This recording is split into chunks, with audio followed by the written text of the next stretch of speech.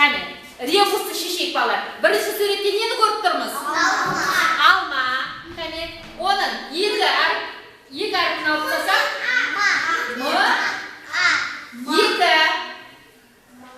Не деген сөз шығады qani ребусты? Qani, кім шығады маған бірінші?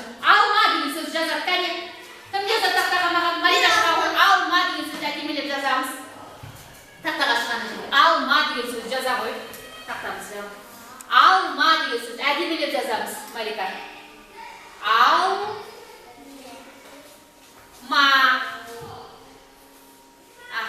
Марика, қандай әріптерді алып тастаймыз?